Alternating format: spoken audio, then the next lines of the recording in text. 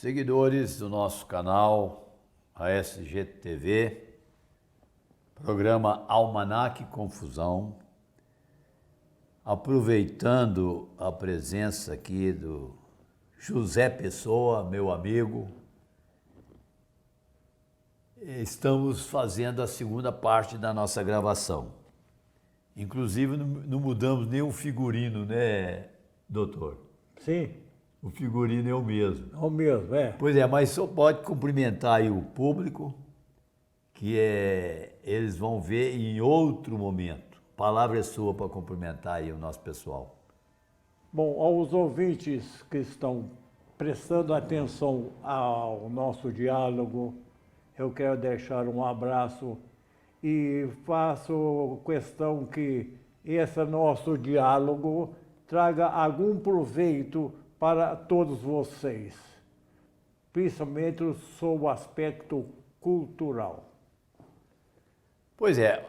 Você me falou Sim. sobre caridade. Não, mas eu vou perguntar daqui a pouco. Tá, não quero interferir, não.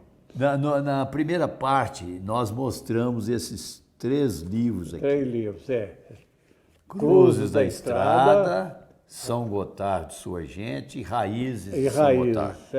Eu procurei mostrar. A formação de São Gotardo. Vocês podem ver no YouTube, está lá a primeira parte.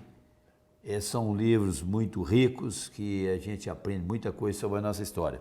Agora, continuando, Zé Pessoa não descansou não, porque parece que depois que ele aposentou em 96, ele está dedicado a escrever. Tanto é que escreveu em 99 o primeiro, 2001, 2002 e agora esse aqui, Medicina Cabocla, de 2009. E depois vem Por Vida na Idade, um título muito sugestivo, mostra que é a história já da terceira idade, né? Do envelhecimento. Esse aqui é de 2013. E o Canto do Cisne, que seria outro capítulo, mais um capítulo na história de São Gotardo, ele é de 2017. Então vamos procurar nessa nossa conversa dar uma ideia dos 3, de tal maneira que no final o nosso espectador fala assim, eu vou ler todos, como eu li com muita atenção. Vamos lá, doutor? Vamos. Tá animado? Vamos lá. Ainda posso continuar naquela intimidade e falar assim, Zé Pessoa. É claro, é o lógico. Nós vamos fazer... Você não tem 13 anos. Viu, doutor, fazer igual... Se você tivesse 13 anos, eu achava bom você me falar senhor. Mas você está mais ou menos 10 anos de diferença. Exatamente. 10 anos não, 15 ou 20. Mas vamos fazer o seguinte. Fala. Comece contando aqui para nós como é que foi a sua formação universitária. Universitária.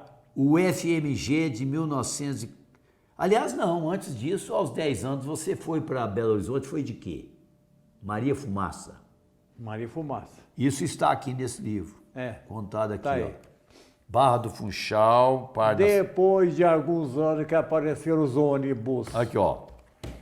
Uma visita da história. Uma visita Conta para nós, José Pessoa, o que foi a Barra do Funchal? O que foi esse trem de ferro? Porque ninguém sabe disso. Ninguém sabe disso. E você andou nessa locomotiva? Sim. 1940, né? Mais ou menos nessa época começou a construção da estrada de ferro Belo Horizonte-Paracatu, que seria transportar as riquezas da região de Paracatu para Belo Horizonte no trem de ferro. Essa é a finalidade. Mas acontece que a travessia do rio Indaiá foi problemática, porque está no alto da Serra da Saudade e seria fazer túnel um atrás do outro. Tem que tunelizar, porque era uma serra, como é que você ia contornar serra com trem de ferro? Trem de ferro não sobe morro, Não, não sobe morro. Então, tinha que fazer a tunelização. E cadê máquina? Era tudo feito na picareta era tudo feito na pá e transporte por bois daquela terra jogada para fazer aterro para trás. Era difícil, né? Era difícil. Não tinha máquina, não tinha nada. Hoje não, você com essas máquinas, você vai dentro um buracão, daqui no instantinho você vaza do lado de lá. Né? A máquina tira a terra e transporta a terra. E essa Barra do Funchal, pessoal que não sabe, A Barra do fica, Funchal é, fica na margem do rio Indaiá. Na margem direita do rio Indaiá. pois é, saindo de São Gotardo, vai no sentido Sapecado, Campos, Campos e Barra do Funchal. daqui lá deve dar uns 50 quilômetros. Não dá não. 40? É menos. É de 40 para trás. É. Porque aí a Barra do Funchal se tornou uma referência importante para São Gotardo na época, né? É o terminal rodoviário, né? Mais próximo, né? Mais próximo. Porque Depois passou para Ibiá, outro ramal da estrada de viação férrea oeste de Minas. Ibiá. Um pouco mais distante, né? 60 Um pouquinho quilômetros. mais distante, mas mais fácil de acesso, né? Ou também Não tinha serra. Não tinha serra, né? Tinha quase que uma reta. Você pensa hoje a estrada daqui para Ibiá, praticamente uma reta. Entendi. Pois é, mas então isso está no livro da medicina cabocla, hein? Embora isso não tenha nada a ver com medicina. Não tem a ver, porque formou o médico. Como é que foi a sua formação no FMG? Daí é que nasceu o médico, né? Como é que eu me tornei médico? Iniciativa minha. Eu não tinha assistência nenhuma. Eu não tinha um mentor. Mas o seu primo foi importante nessa história.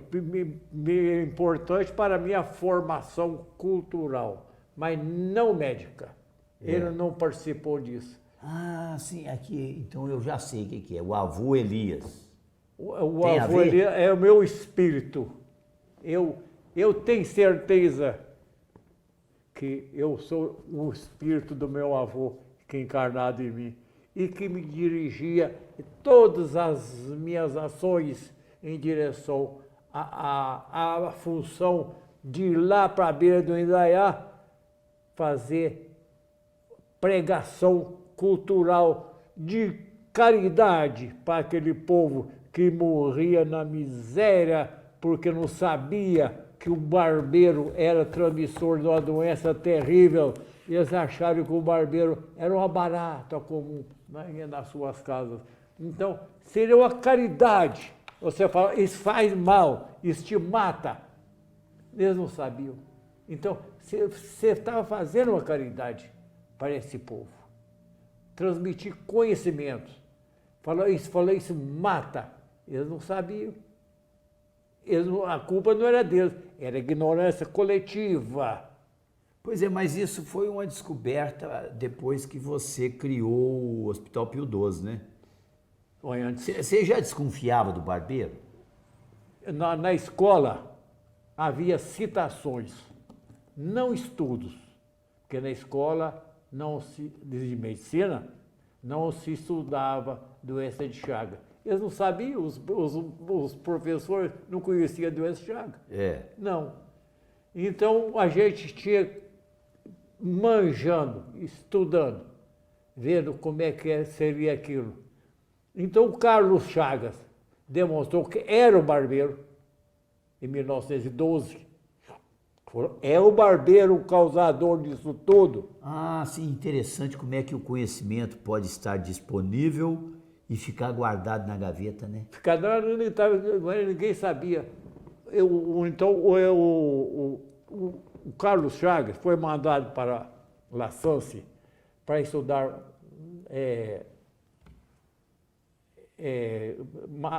malária, né? Sim. Mas em pesquisando as causas, ele descobriu acidentalmente que o barbeiro é que trazia o tripanosoma causador da doença de Chagas. Ele descobriu isso, mas ficou mais ou menos limitado a isso, a só a descoberta. Os pormenores, os acontecimentos futuros não eram discutidos, não eram conhecidos. Inclusive, São Gotardo teve uma grande importância no estudo da doença Chagas, porque foi em São Gotardo que se descobriu que as alterações do aparelho digestivo eram causadas pela doença de Chagas. E isso era desconhecido pelo mundo científico. E foi São Gotardo que demonstrou isso. Por mim, essa modesta pessoa, e o professor Fritz Keberle, um austríaco, que foi para São Gotardo para me ajudar a estudar. Zé Pessoa, antes disso, deixa eu te perguntar, para você contar aqui para o nosso pessoal, como é que se formou esse médico, esse médico como você, Médico. que chegou aqui fazendo cirurgias fantásticas. Autópsias. Não é? Autópsias. Autópsias? É. Mas você também começou a fazer cirurgia no Pio XII. Depois. Isso foi treinado lá na sua época de estudante, né? Você foi um estudante diferenciado, é isso que eu estou querendo dizer. Fui diferenciado, não tem dúvida nenhuma. Eu era diferente. Tanto é que eu vi um encontro de colegas lá, um falou para você, Pessoa, segundo me consta, por que você foi para o interior? Eu conheci sua formação de estudante, de médico, de interno do Hospital São Vicente. Você era tudo frente à medicina, sabia de tudo. Você sabia muito mais que nós, até professores. Por que você foi para o interior? Exatamente, você conta isso aqui. É. Que não perdia a chance de auxiliar um nesse hospital, auxiliar outro ali, e você fez até um curso de portal. Como é que foi o curso de portal? O curso obstetrícia? O portal Porque não podia entrar, você ficou no portal. Quando eu estava no final do curso, eu estava preocupado porque eu via a São Gotardo e notícias. O coronel de tal ficou viúvo, o fazendeiro fulano de tal está viúvo, o médico, o outro. Então, uma quantidade de viúvos por partos. As mulheres morriam de parto. Morriam de parto. Então, eu fiquei... E os médicos não podiam fazer nada, porque eles não entendiam. Eles não entendiam nada de obstetrícia. As parteiras eram mais úteis do que os médicos, porque eles davam um tempo integral na parturiente, e o médico não tinha tempo para isso. Então, por quê que eu fui para o interior? O espírito do meu avô Elias Pessoa falou, Zé, prepare-se para enfrentar os partos lá no São Gotardo.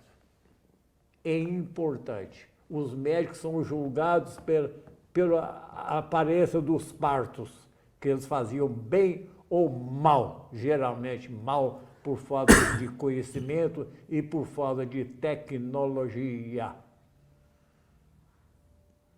Falei, então eu, já morando no Hospital São Vicente, que era perto da Santa Casa, a cadeira de obstetrícia de partos era na Santa Casa. Era outra cadeira. Então eu resolvi fazer um curso de obstetrícia de parto lá na Santa Casa. Era pertinho, eu ia a pé. Tinha que ser a pé, que eu não tinha dinheiro para condução. E cheguei lá, me apresentei. A dona da clínica, que era uma crioula, que eu queria fazer um curso de obstetrícia porque eu via um problema enorme que havia no interior com a morte por parto, e em 10% das mulheres. 10% é quase como uma epidemia. Por isso é que tinha muito viúva, né, que você falou, né? Eu tinha muito viúvos. O bicho estava cheio de viúvos. E eles casavam novamente, porque tinha família, tinha crianças, né? Eles eram obrigados a casar. Falei, então eu tenho que me preparar. Porque eu vi que o médico é julgado pela capacidade de fazer parto. E fui lá. A negra lá me atendeu, desculpa a expressão, mas não me deixou entrar na sala. Não tem como, não tem jeito, não. E eu fiquei vendido. Falei, eu preciso fazer o curso, mas não tem. E o lugar é esse, não é outro. É da cadeira, da faculdade. Eu tinha direito. Eu era estudante. Eu estava no último ano. E a obstetrícia era no último ano. Então eu fui para lá. Ela não deixou eu entrar nem na sala. Falei, cadê o professor? O professor está para lá. Larga ele, esquece dele. E aqui quem manda sou eu. É você. Então deixa eu ficar aqui perto. Pode ficar aí. Eu encostei no portal e fiquei olhando os partos. E aí virou o curso de portal. Fiz o curso de portal. Muito eficiente, por sinal, porque eu vi que em qualquer complicação que houvesse, eu, como grande conhecedor de cirurgia, falei, não tem problema, eu vou fazer cesariana. Uai, acabo com o problema. E assim foi feito. Ninguém conhecia em São Otário o que fosse cesariana. Nenhum médico jamais fizeram uma cesariana em São Otário, porque não tinha hospital, não tinha material, não tinha anestesista, não tinha nada. Então, os partos continuavam matando. E eu fiz o curso de portal e comecei a fazer cesariana. Enguiçou, tirar o menino por fora. Acabou. Não acabou morte por parto. Desapareceu isso. Foi uma caridade também. Outra pergunta. Depende muito também de um hospital bem aparelhado, mas, né? É claro. Foi a história do Pio XII. Mas não tinha um hospital. Porque não tinha material passou... cirúrgico, não tinha anestesia, não tinha nada, não tinha cirurgião que soubesse fazer uma incisão no abdômen. Não tinha isso, nada disso. Então é morrer. Era morrer. Agora, você formou-se em 53 e levou 5 anos para inaugurar o Pio XII. Você Pio passou XII por Matutina e Ibiá.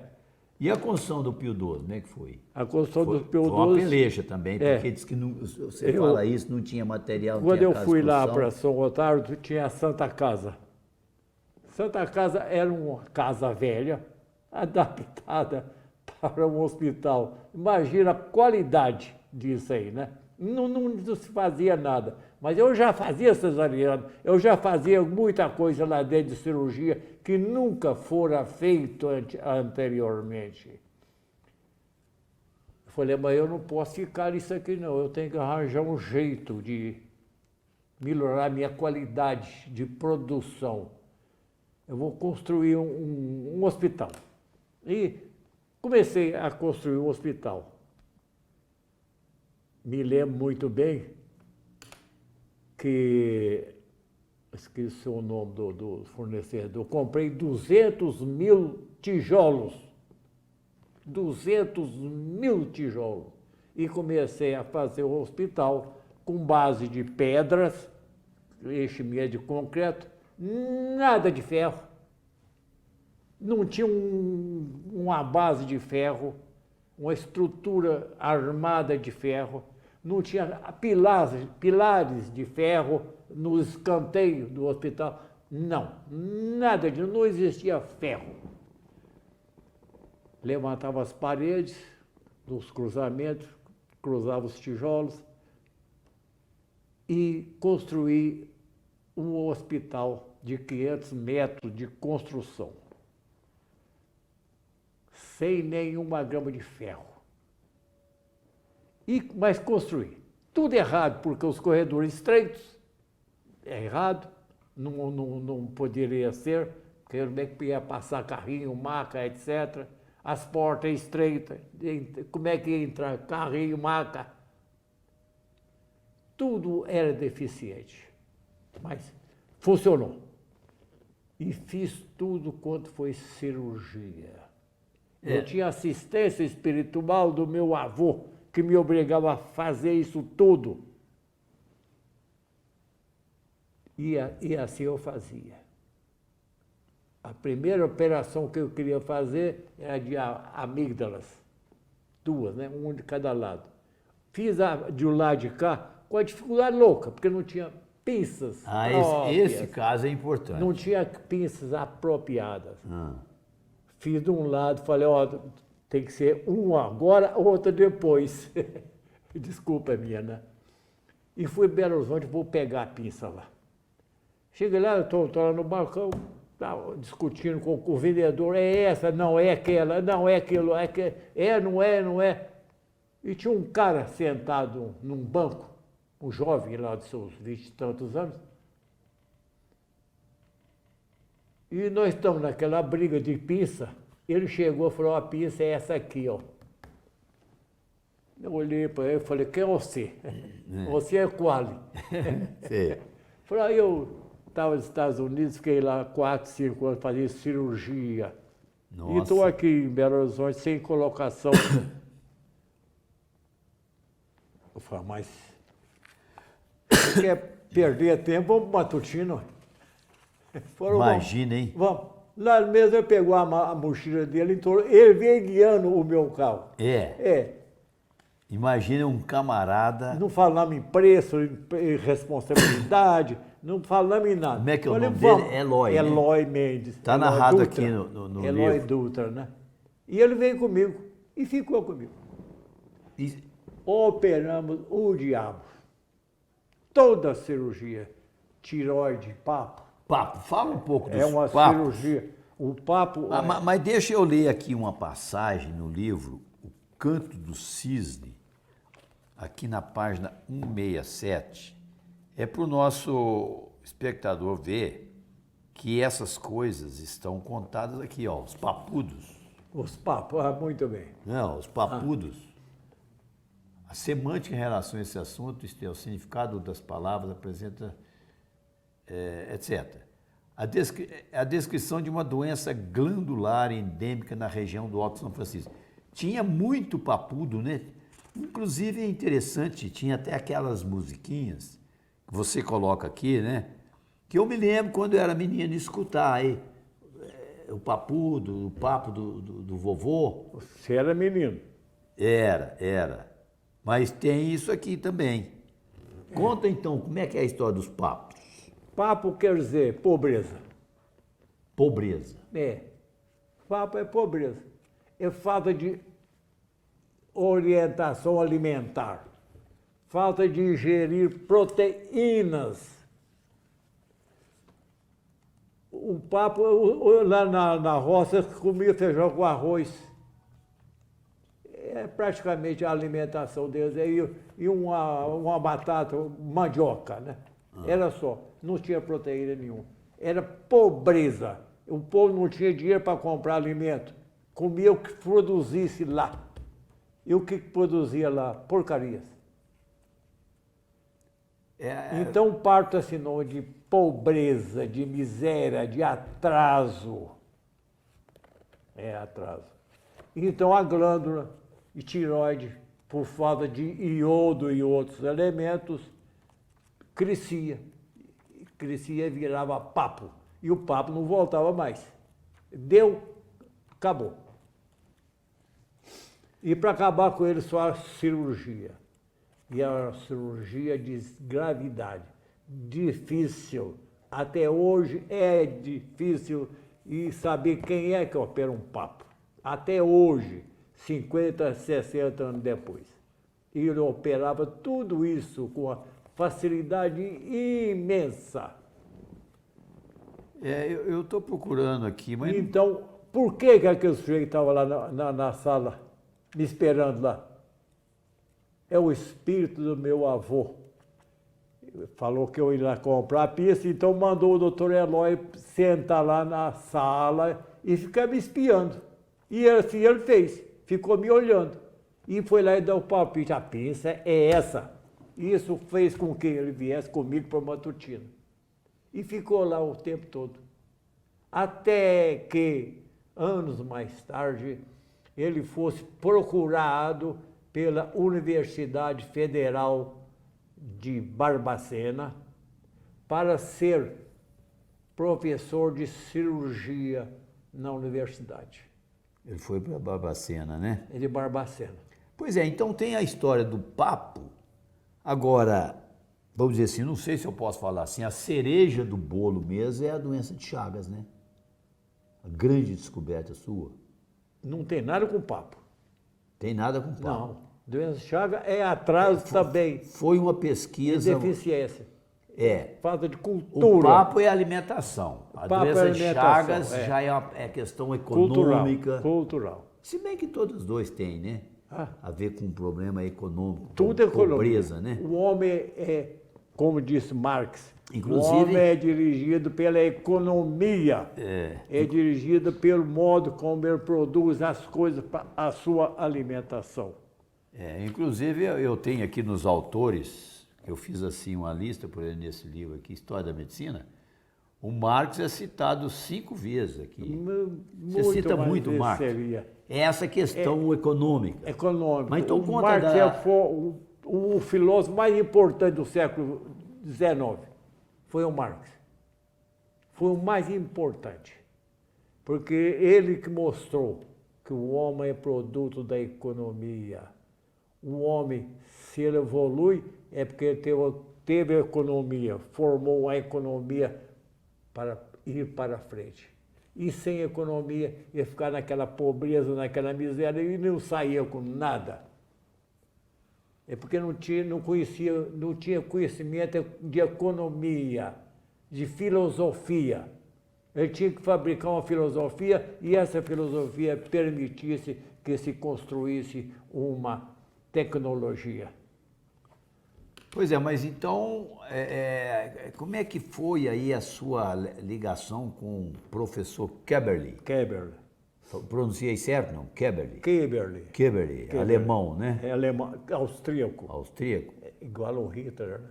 É. Pois é, mas como é que foi? Ele serviu ao exército do Hitler. Serviu? Jamais conversamos sobre isso, mas eu fiquei sabendo disso por outras vias. Ele trabalhou para o Hitler. Bom, eu estava estudando doença de Chagas em São Gotardo. O pessoal de Goiânia, da Universidade Federal de Goiânia, ficou sabendo que eu estava fazendo umas pesquisas diferentes sobre doenças de Chagas e com algumas conclusões já apresentadas. Um professor de gastroenterologia foi lá em São Gotardo. É o Rezende. Eu não sei o que é lá, Rezende. Falei, o que você está arrumando aqui? Ué, estou estudando doenças de Chagas desse jeito. Mas o que você tem feito? Isso, aquilo outro. E eles começaram a me interessar pelos meus estudos, que eles não conheciam, os de Goiânia, né? Mas, ao mesmo tempo, eles tinham muita relação com o Ribeirão Preto, com o professor Keberle. E eles deram muitas informações ao Keberle a meu respeito. Bom, o professor Keberle publicou muita coisa na revista Goiana de Medicina sobre doenças de Chagas, que ninguém tinha publicado. E ele publicou isso como uma grande novidade e os paulistas não aceitaram de jeito nenhum. O paulista só eles que mandavam, né? Então eu falei, eu vou lá conversar com esse tal de Keberle. Você conta aqui a passagem, eu achei muito legal isso, porque ele te assustou no começo, mas você não, você não arriou, não. Eu né? cheguei lá Eu encontrei logo nos corredores um professor lá de física, professor professor, esqueci o nome dele, eu falei, eu queria falar com o professor Keberle. Falei, tá lá, olha aí, olha, numa festa de formatura lá. E aquele lá, eu bati lá, né? Cheguei lá, professor Keberle, eu precisava conversar com o senhor a respeito de quê? De doença de Chagas. Ah, quem é você? Eu vou lá de São Gotardo e estudo doença de Chagas, eu queria então conversar com o senhor. Está vendo que eu estou numa festa? Que eu não posso te atendê-lo? Se quiser falar comigo, vai amanhã lá no meu departamento. Eu saí de lá, encontrei o professor lá outra vez, falou, o homem me recebeu de pedra na mão. Ele é muito sem educação. Está contado aqui no livro. Ele falou assim, não, ele te conhece, ele está fazendo hora com você, ele te conhece, sabe quem é você. Os goianos já falaram muito sobre você e está te experimentando. E realmente, no outro dia, eu cheguei lá, no departamento de patologia dele, né? 7 horas. 7 horas. Eu olhando os cobertores, as coisas, os corredores, nossa senhora, ficar doido com aquilo. Cheguei às 7h05. Falou, que horas que eu te falei? Falei, 7. Já são 7h05. É mesmo? Você está atrasado. Atrasado. Então, lá vai. O que você quer saber? Sobre doença de Chagas, professor. Bom, o que você tem feito? Olha, o que você tem feito? Olha, o que eu tenho feito? Nada, eu não sei. O que você faz perante o mega esôfago, mega intestino? Eu opero, tiro um pedaço, jogo fora. E a doença continua? Continua, né? Então você não fez nada. Não fez nada. E foi me fazendo pergunta. Foi, professor, eu te agradeço muito. Eu queria só o intercâmbio com o senhor científico, que eu souber lá na parte prática, eu trago como o senhor vai me ajudar a resolver cientificamente, empiricamente, como se chama, né? Eu falei, São Gotardo, tem índio? Eu falei, não, eu não conheço esse bicho. Não tem índio lá, não? Não. Quem sabe se eu vai nesse São Gotardo? Ué, se o senhor for, será recebido com devidas honras. Anotou muita coisa. Aparece lá em São Gotardo. Com a equipe dele. Levando um cachorro de rato, de tucantuá. Falei, professor, para que isso? Experiências. O senhor não sei mexer com isso, não. Não, isso não é para mim, não. Mas ficou. E ele interessou muito em fazer um intercâmbio. Eu forneci os doentes, porque Ribeirão Preto não tinha mais doença de Chagas. Então, Ribeirão Preto evoluiu de uma maneira extraordinária, acabou com aquela pobreza e acabou com a doença de Chagas. Então, ele não tinha doente para estudar. Interessante, e acabar com a doença era mais simples do que parecia, né? É só arrumar a casa, né? Teoricamente praticamente né? Né? Então, quer dizer, depois que o cara contraiu, não, aí é outra coisa. Então, ele falou assim, você me fornece os doentes, vamos fazer, você faz os estudos aqui e leva para mim. E assim eu fiz. Estudei muita coisa sobre as alterações morfológicas da aparelho digestivo e levava para ele ver. Você saía daqui e ia lá em Ribeirão? Mas é todo dia. Trança para lá e para cá? 300 quilômetros. Estrada de terra. Estrada de terra. Tudo terra. Gastava bem um tempinho, hein? Mas eu ia. Levava tudo para ele. Eu era interessado, eu era duro na parada. E nós estudamos muito a doença de Chagas. E ele viciou com São Gotardo. Feriado, dia Santa, São Gotardo. Ele ia para São Gotardo, ficava na minha casa. Ele não saía mais de São Gotardo. Ele ficou popular em São Gotardo. É. Ficou uma figura popular. Até no bar do Mauro. Todo mundo conhecia ele. É. E ele conhecia todo mundo. E acabou aquele cara fechado. Que isso? Virou um homem São Gotardense. É. Brasileirou, né? É brasileiro. Estudamos doença de Chagas. E ele interessou demais no assunto. E nós fomos longe. E descobrimos muita coisa em doença de Chagas.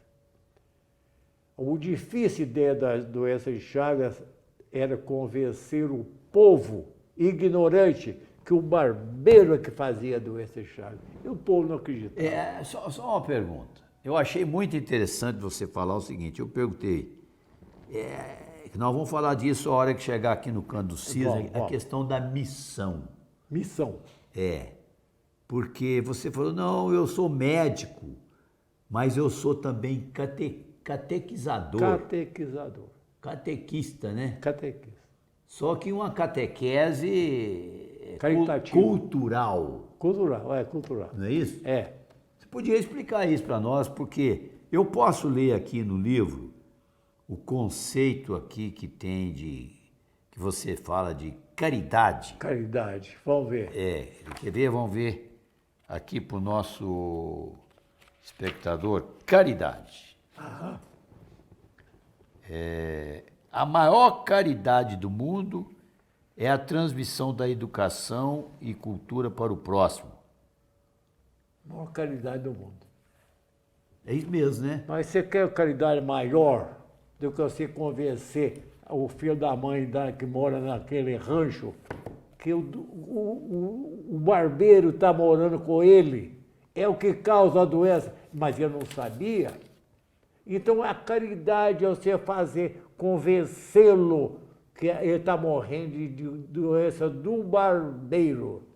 Mas aqui tem um problema marxista.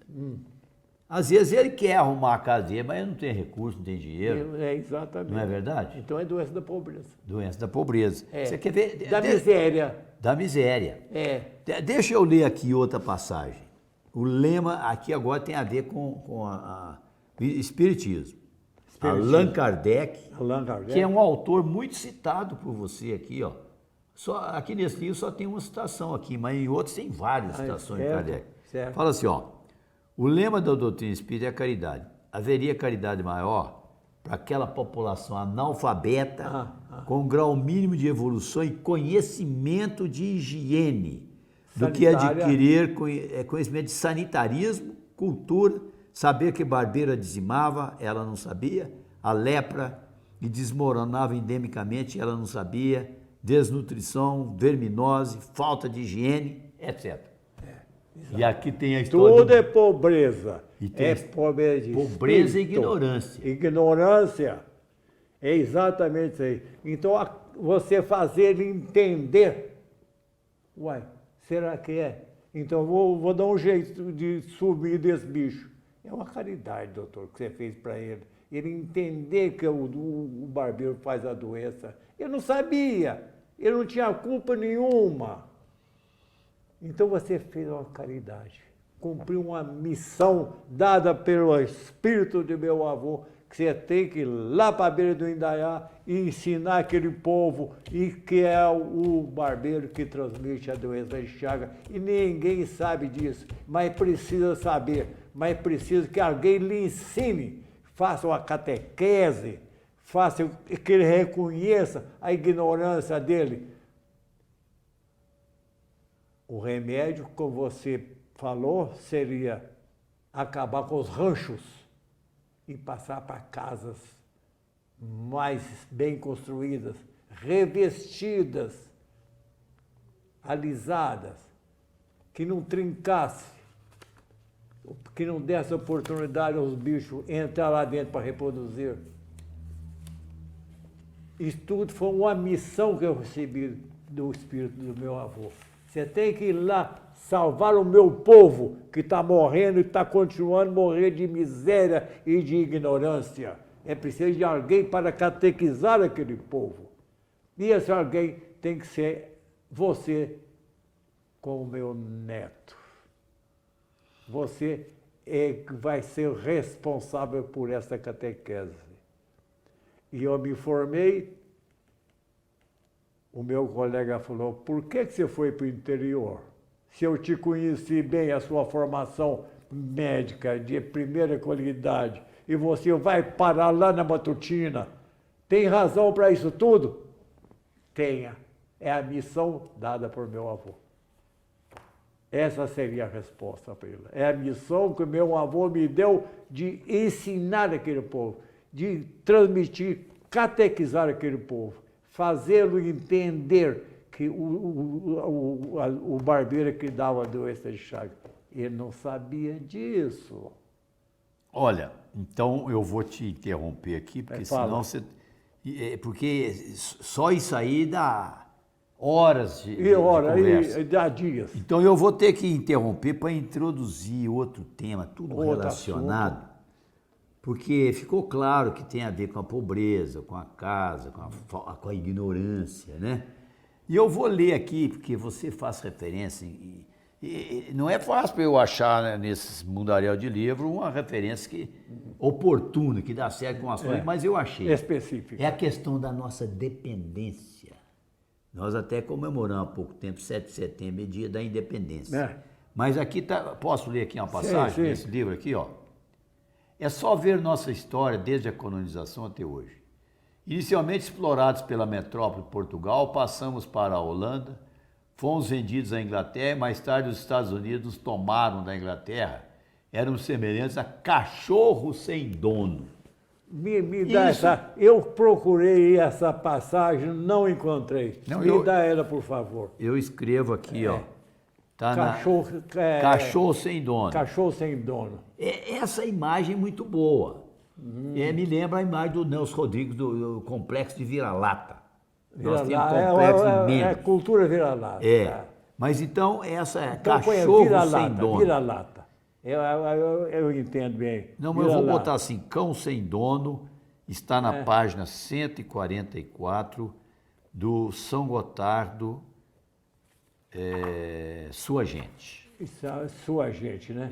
Tá bem aqui. Eu procurei isso aí para todo lado, uma coisa que eu escrevi e que eu precisava transmitir isso, mas não consegui encontrar. Tá aí, ó. Não consegui E o nosso leitor, se pegar o livro, vai ver, né?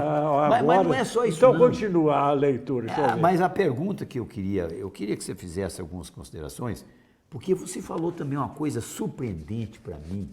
Falou assim, tá vendo, jogando foguete lá na Lua? Diamante nosso aqui, ó, tem a ver com o nosso diamante. A Revolução Industrial... Tem um texto aí que você vai ver. O que seria do Império Britânico se não fosse o diamante de Minas Gerais? Se não fosse tiros, o ouro de Minas Gerais. Tiros, pitangueiros. O que seria do Império Britânico? Não teria Revolução Industrial. O que financiou a Revolução Industrial foi o ouro do Brasil. Imagina isso, né? Foi o ouro do Brasil e o diamante. Senão a Inglaterra não teria feito a Revolução Industrial.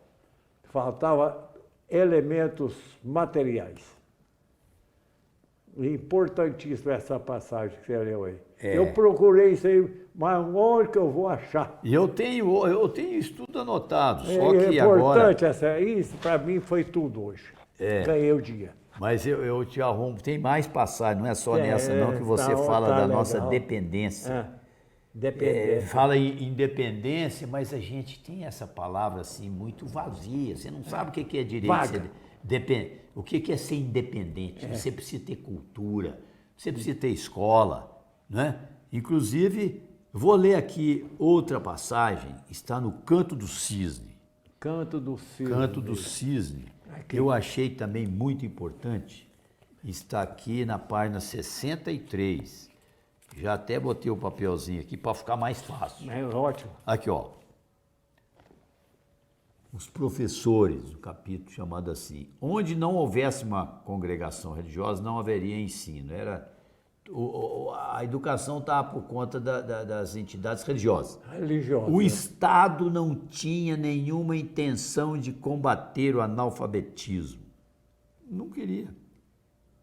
Não tinha intenção. Inclusive, às vezes, no tempo da rainha Dona Maria Louca, ela mandava destruir tudo que fabricava enxada, fabricava foice, facão, mandou fechar tudo. Porque senão o povo evoluía. Evoluía. E punha a independência em jogo. Né? Poderia produzir um obstáculo à dependência da coroa da colônia para a coroa. Né? Isso é como você diz aqui. Saiu Portugal de cena, mas a dominação continuou. Sim. Inglaterra, hoje Estados Unidos. Passou para a Inglaterra, né? Porque a Inglaterra tomou Portugal para ela. É. Os Estados Unidos foi e tomou nós da Inglaterra. Exatamente. E aí a gente continua. Dependente. Né? Dependente. Mas o assunto inclusive, É vasto, é imenso. É empolgante. Não é? Absorvente. Tá tudo nos seus livros aqui. Você provoca muita coisa. Você mexeu muito comigo, tanto que eu li tudo. Eu demorei a te procurar, falei assim, eu não vou procurar Zé Pessoa antes de ler os livros dele. Como é que você leu? Você deu notícia de tudo? E bem lido, E eu acho que nós devemos fazer a história de São Gotardo. Há muitos outros livros sobre aqui nós, tem gente escrevendo também. Sim. Agora esse trabalho seu... É básico. É básico, é básico. Mas agora deixa eu perguntar outra coisa também muito importante. Tem a ver com tecnologia, tem a ver com Marx, etc e tal. Endoscópio. E aqui eu vou pedir licença para ler a passagem aqui, Por Vida na Idade, na página 135. Já está marcado aqui para não ficar perdendo tempo demais. Ó. Compramos o aparelho, endoscópio. Compramos, E convidamos o Dr. Jairo Silva para manuseá-lo em nossa clínica após fazer o curso citado na faculdade, etc e tal. Aí, conta essa história aí do endoscópio e do Dr. Jairo. Que você falou assim, mas não é possível esse menino aí me ensinando, eu aqui com todo esse meu gabarito. Como é que foi? Como é que foi, né? O jovem Dr. Jairo ainda, na época, né? Existe um problema centenário chamado úlcera péptica, úlcera do estômago. 100 anos de estudo de todo mundo a respeito disso, não havia conclusão da causa da úlcera. Então, tratamento. Tratar de quê? Não sabe o quê? Fazia-se cirurgia, tirava pedaço do estômago com a úlcera enorme, jogava aquilo fora. Daí uns dias estava com a úlcera de novo, no outro lugar. Então, não tinha explicação. Foi quando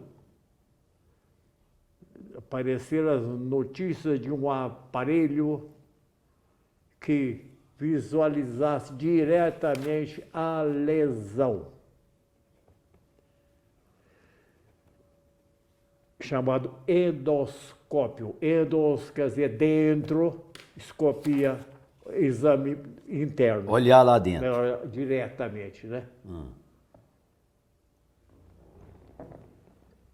E esse aparelho só nos grandes centros.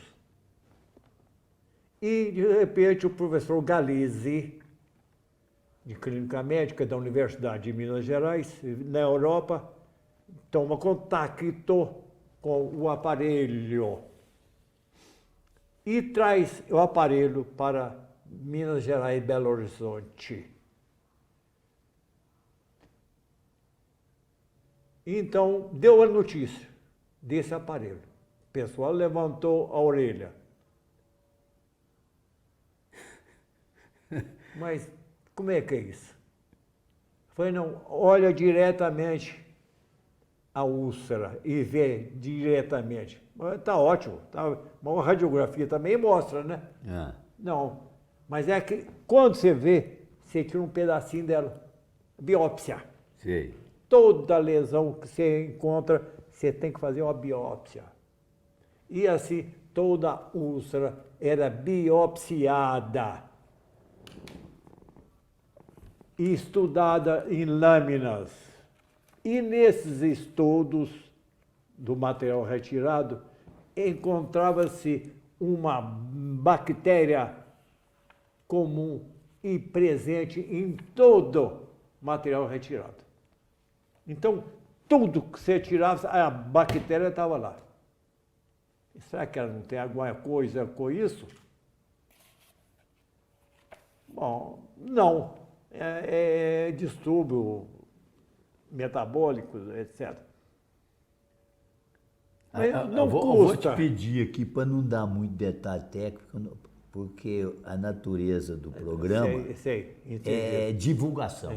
Mas É divulgação. para o nosso público entender. Então, fez biópsia, achou a bactéria em todos. Então, vamos dar um tombo nessa bactéria.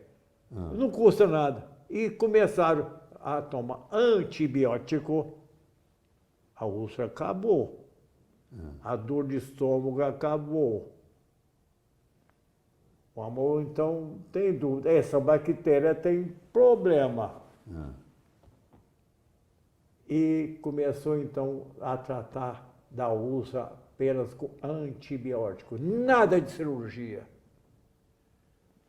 Hoje você nunca mais ouviu dizer que alguém tivesse sido operado de úlcera. É. Acabou. É assunto encerrado. Pois é, e o caso com o Dr. Jairo? Ele fez um teatrinho também, não O fez? professor Galiz falou que ia dar cursos sobre endoscópio. Mas dava curso para quem tivesse interesse.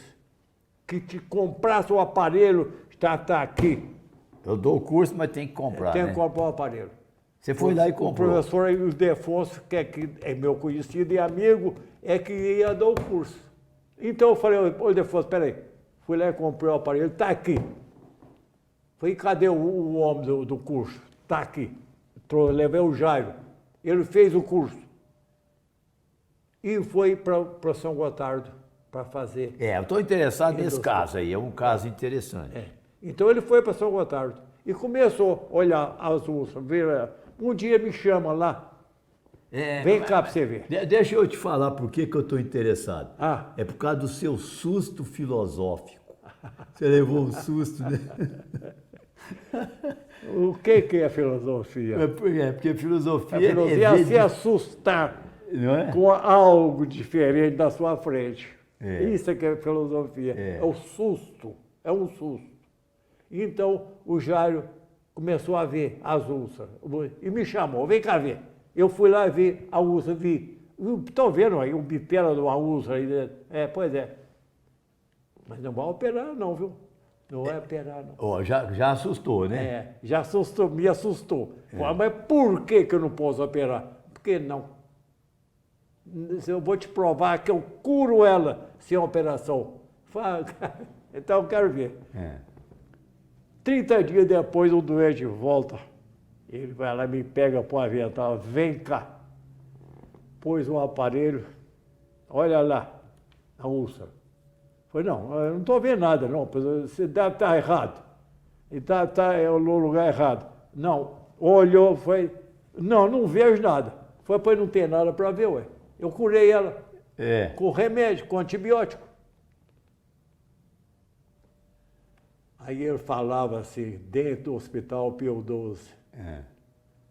O endoscópio provou que a causa era um micróbio, uma bactéria.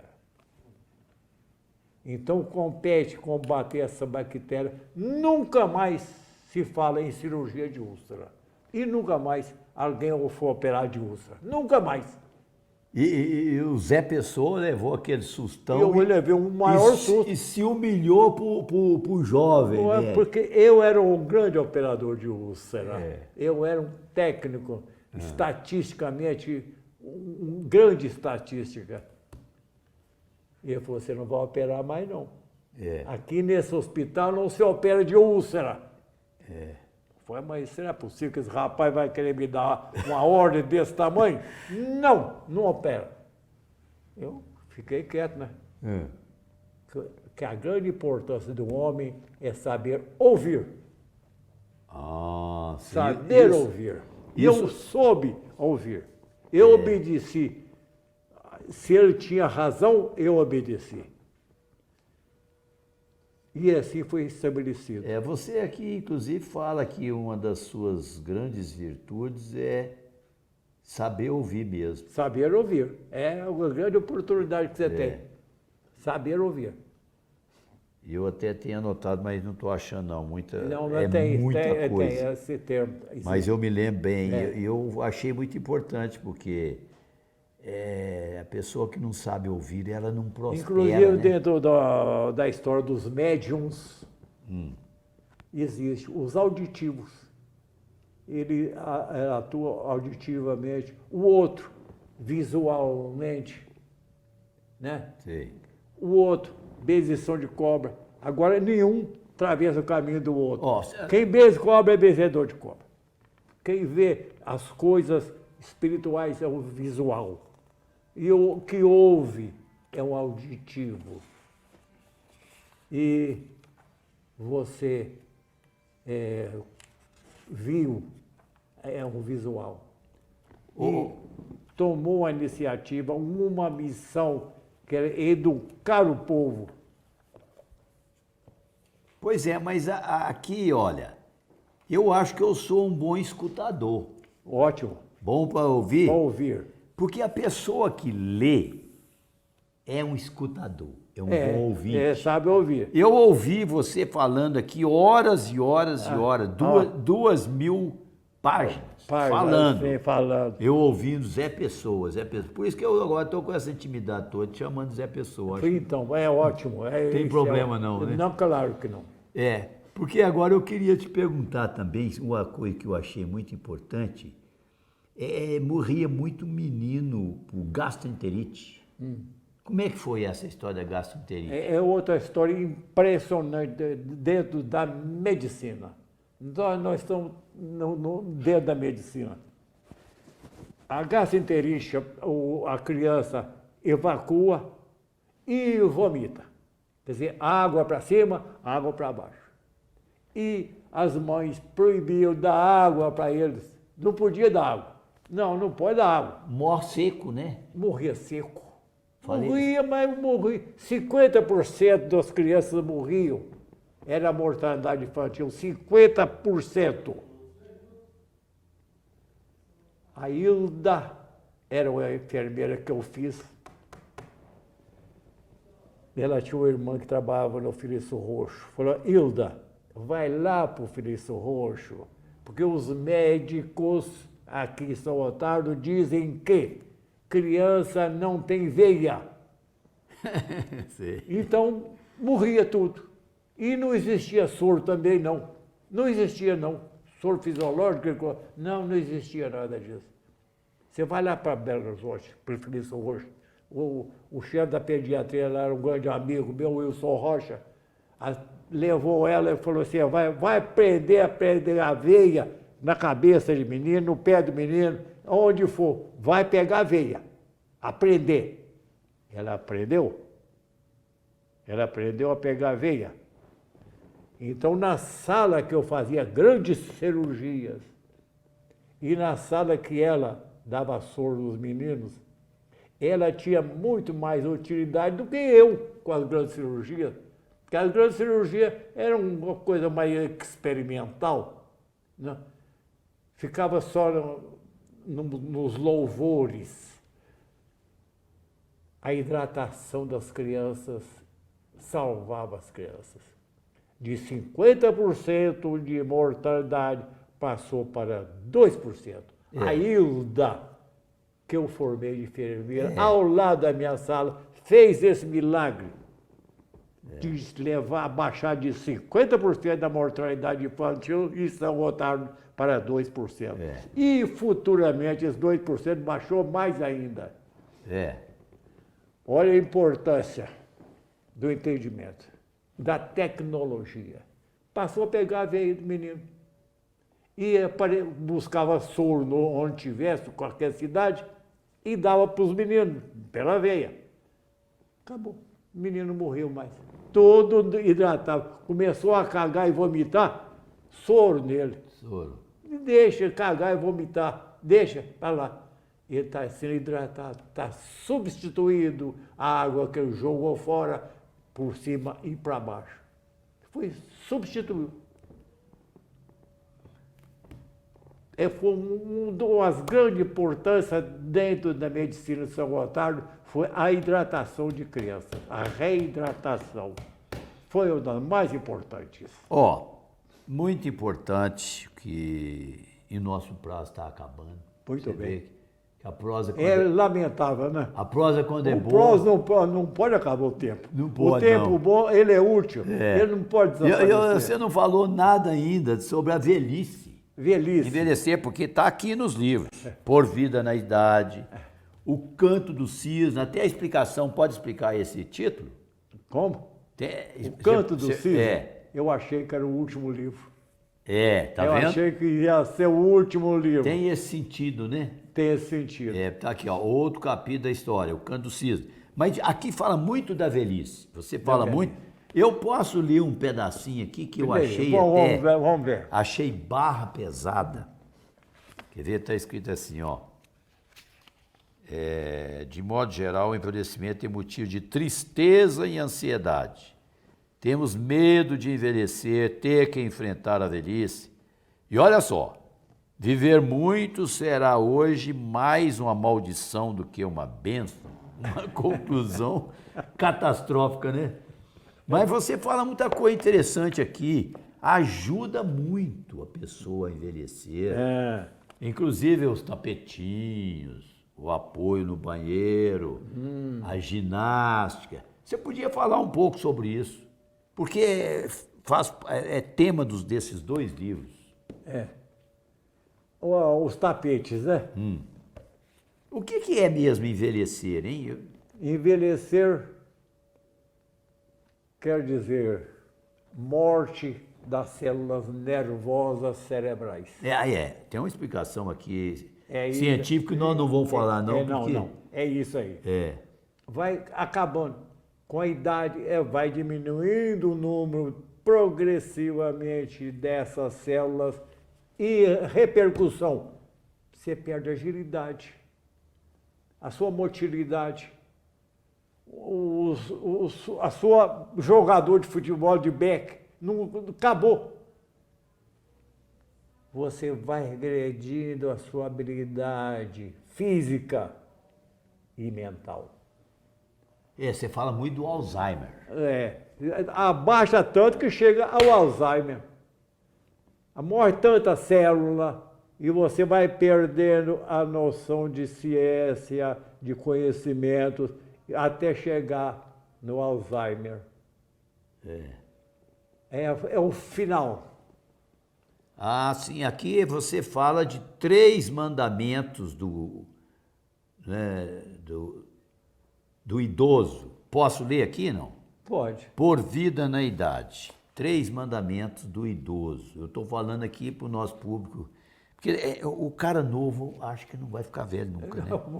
Não é verdade? O novo não acha que fica velho. Ele nunca pensa nisso. Não acredita em velhice. Aqui, os mandamentos... Velho é o outro. Velho é outro, não sou eu não, eu sei que está velho. Você que é velho, né?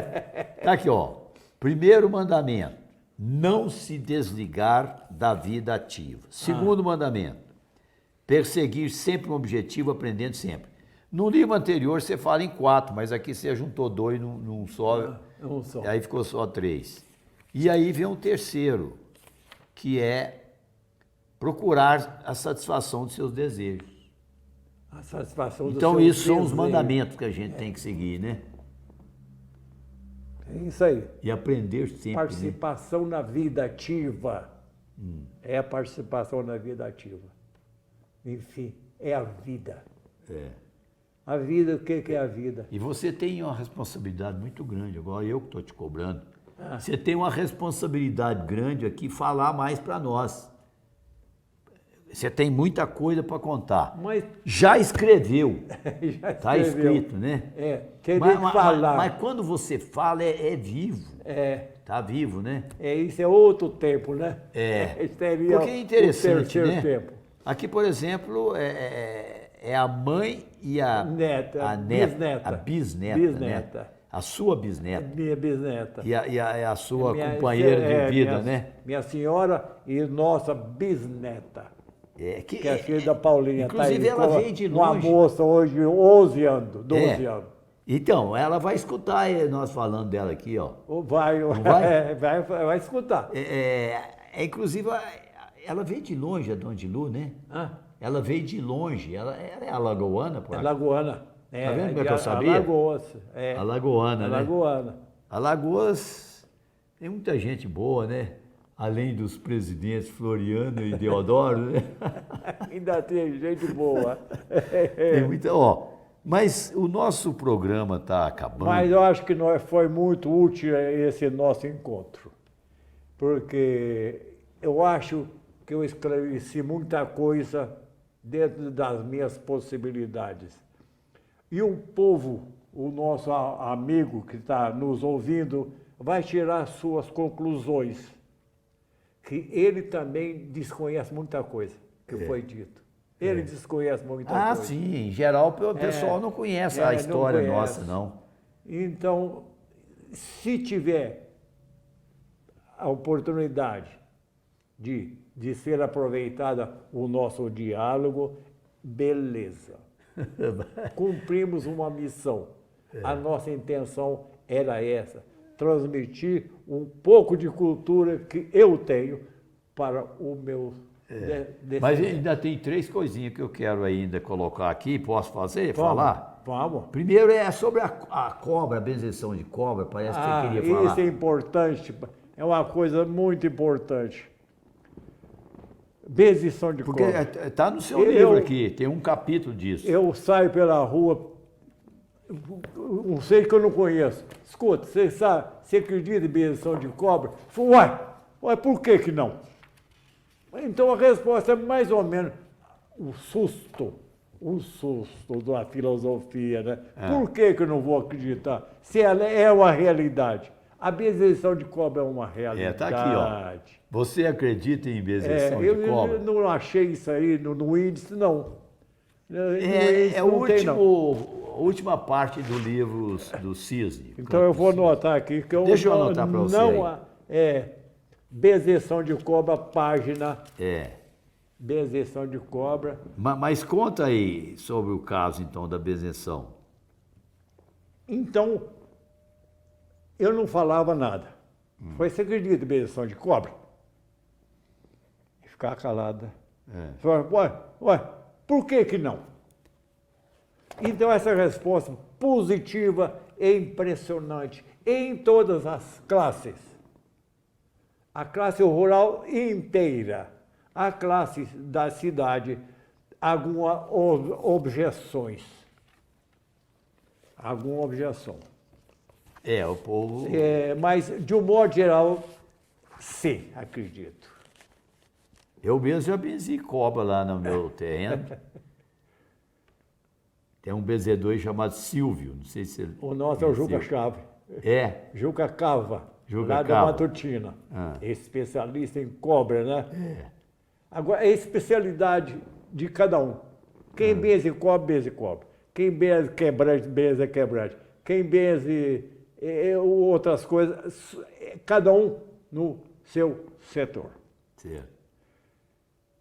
Foi no Chico Xavier e falou, Chico, lá em Pedro Leopoldo, tem umas cobras lá que estão um problema. Benze elas para mim, Chico. Eu? Só se for para juntar mais cobras para morder vocês tudo. Eu não sei mexer com isso, não. Mas não sabe? Não. Eu não sei bezer cobra, não. É o fulano que beza cobra. Eu não bezo cobra. Não tenho essa capacidade. Então, cada bezedor tem a sua especialidade, a sua encrenca. Tem remédio. E você está falando do Chico Xavier, o grande médico. É, o médium Chico Xavier. Ele não quis benzer, não. Não é a minha área. Eu não sei, não sei mexer com isso, não. Só se for para juntar mais cobra lá, para morder vocês tudo. Não. Procura outro. Procura um bezedor de cobra.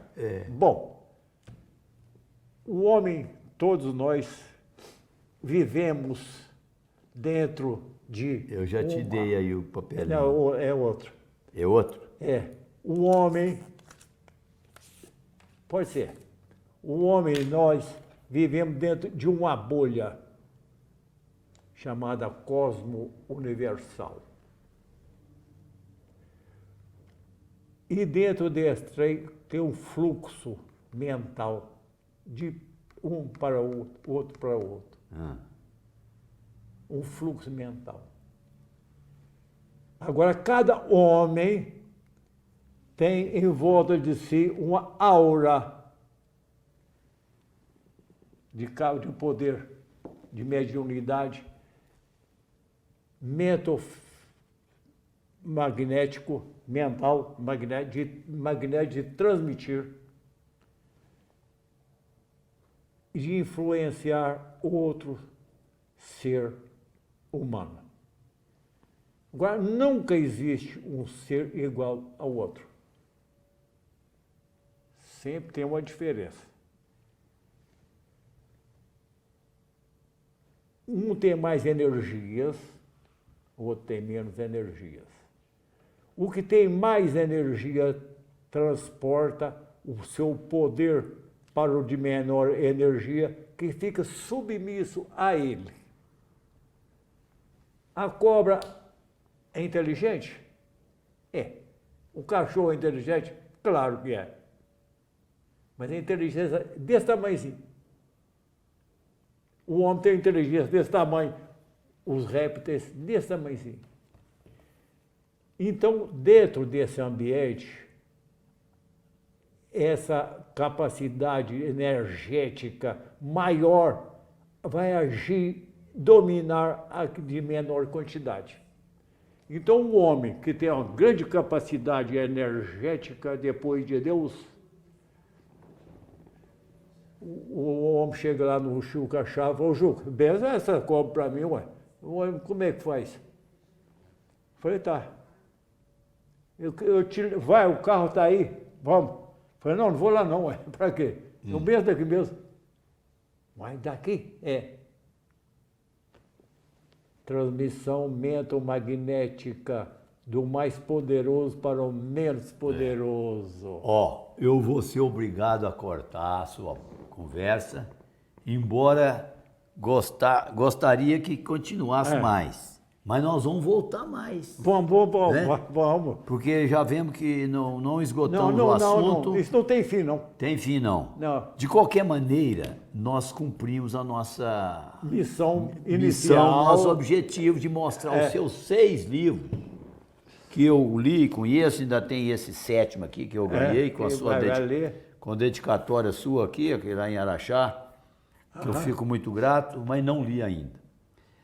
Mas agradeço a sua presença aqui na nossa televisão, que você está agora no YouTube e é visto pelo mundo inteiro. Espero que o mundo todo veja isso e valorize aí a história de São Gotardo. É muito importante, há muita coisa interessante. E vou passar a palavra final para você encerrar o programa. Tá aí o público à sua disposição. Eu tenho que agradecer ao público que nos ouviu atentamente e espero que tenham conseguido algum conhecimento sobre os nossos assuntos. Agradeço o Edson Carlos pela oportunidade de me colocar em contato com os meus amigos. Um abraço para todo mundo. Espero que tenha sido de alguma utilidade. Muito bem, agradeço. Agora deixa eu despedir primeiro, doutor. Mas você viu que eu consegui falar a você o tempo todo, né? Quase o tempo ótimo, todo. conseguiu. Agradeço a você, agradeço ao público que nos acompanhou. Vocês, por favor, não deixem esse programa acabar. Pinga lá no Pix e na nossa conta aí no banco. E até o próximo, vai ter mais. Muito obrigado. Muito bem.